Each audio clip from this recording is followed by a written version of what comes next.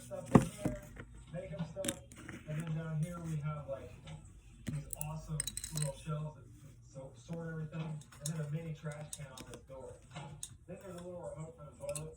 It's a bidet smart toilet, so it'll wash. So something that wasn't even shown in the video was this shower door. We have a glass shower door.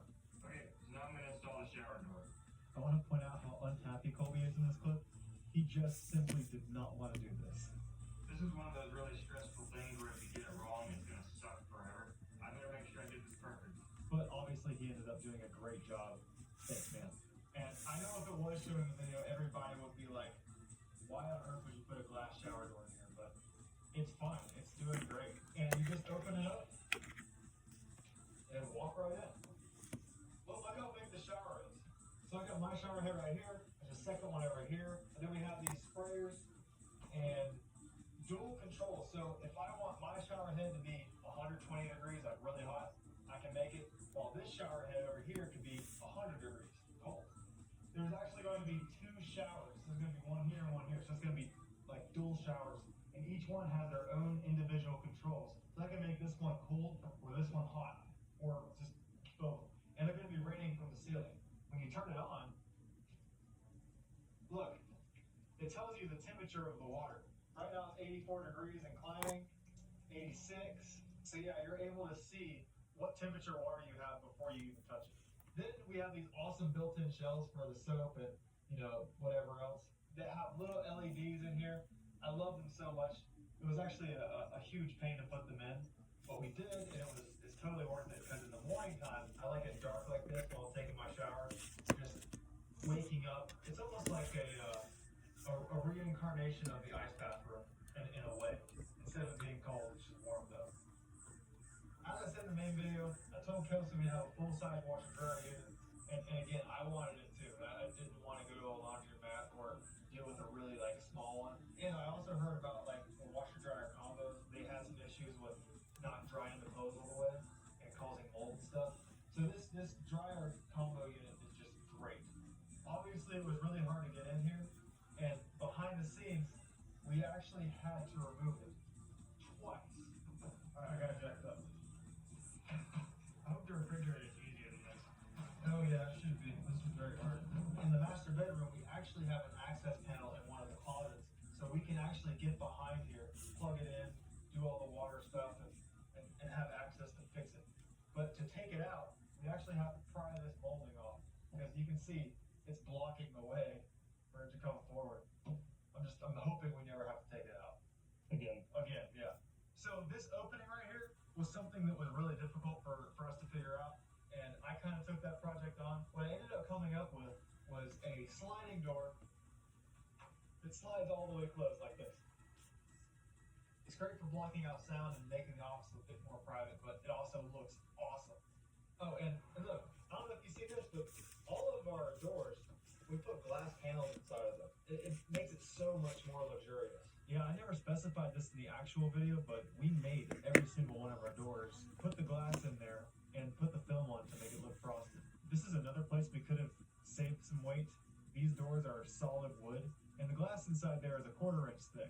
But at the same time, that makes the glass a lot stronger, and I really like the feel of heavy doors.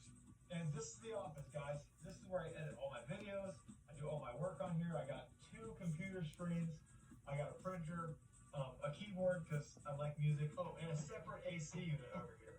The space in this room is so small that my computer back here, when I'm editing, actually heats this entire room up, which is pretty much the reason I installed an AC unit in here to begin with. And then this is a separate AC unit in case my computer and everything heated up too much in here. This vent right here goes directly into the master bedroom and blows all this nice cool air into there.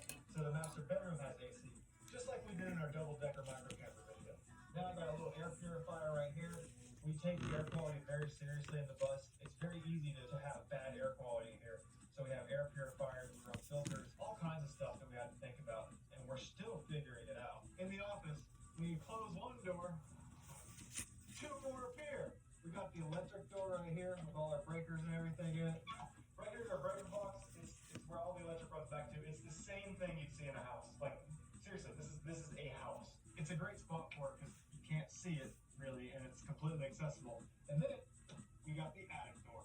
I'm gonna say it again. This is my favorite part of the bus. Every part's your favorite part. Every part is, yeah. So the first thing you're gonna notice is this big old hot water heater. And what's funny is I don't use this one hardly at all. This little one back here is my main hot water heater. But you see, the reason I have two of them is because this little one is so powerful it can't be run on the batteries. So if I'm in a parking lot or something, I'll have cold water. That's where this guy comes in. This one's not as powerful, so I can plug this into the batteries and have hot water anywhere at any time. So down in the attic, it goes about 9 to 10 feet back. I have my guitar in there, a bunch of Kelsey's old yearbooks, you know, all kinds of stuff that you want to keep but you don't want laying around. And then, of course, the Wi-Fi. All right, one of the final things I'm doing to this bus, and it's kind of scary, is I'm drilling a hole to the roof to install our Wi-Fi unit.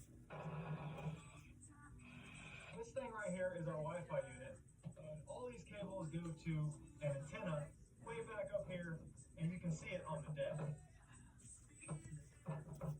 This little thing enables us to have Wi-Fi anywhere. Like, we'll be riding down the road, and Colby will be behind us, and he can connect to our Wi-Fi. So no matter where we go, we always have Wi-Fi. I can upload videos wherever, whenever. It's amazing. The one problem is it costs like $175 a month, which is stupid. And I don't plan to keep paying that, but for now it's working for us really great. But this is just a great space to have to be able to store a bunch of junk that you don't want laying around. And finally, the last room in the house, this is mine and Kelsey's bedroom. I've been waiting for this day forever. We're getting this mattress inside the main bedroom. This is a full-size bed, which works great for us. And we have a 43-inch TV right here. Awesome window. It used to be a bus window. See, the challenge with this room was making it work with this engine cover. Some of you guys were also wondering whether or not we can work on the engine because we covered all of this up.